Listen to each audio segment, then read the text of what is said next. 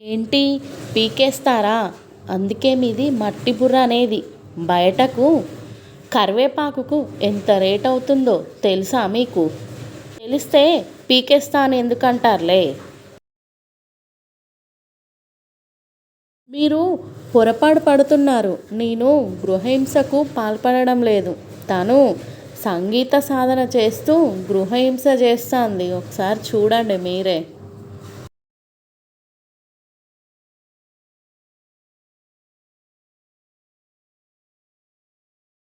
Corona మాతకు పూజ చేస్తానని వెళ్తే పోలీసులు బడత పూజ చేసి పంపించారు వదిన.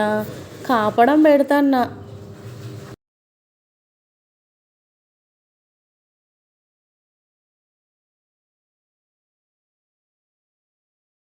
సన్మానం చేస్తారని పిలిచారు కదా, సమయానికి శాల్వ లేదంట.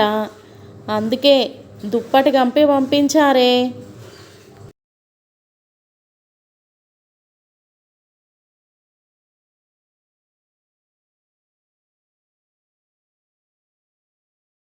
పెరిగిన ధరలకు వ్యతిరేకంగా చేస్తున్న ఊరేగింపు కాదు ఇది.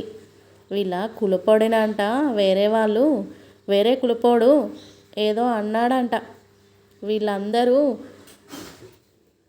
కలిసి వాడిని తన్నడానికి వెళ్తున్నారు.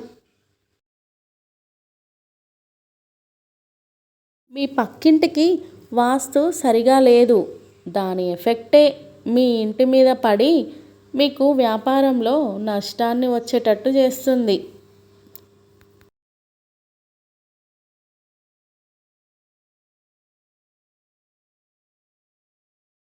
మర్డర్లు చేసొచ్చాక కత్తుల కంటిన రక్తం కడక్కుండా ఇంట్లోకి తీసుకెళ్తే మక్కెలు ఇరగొడుతుంది మా ఆవిడ.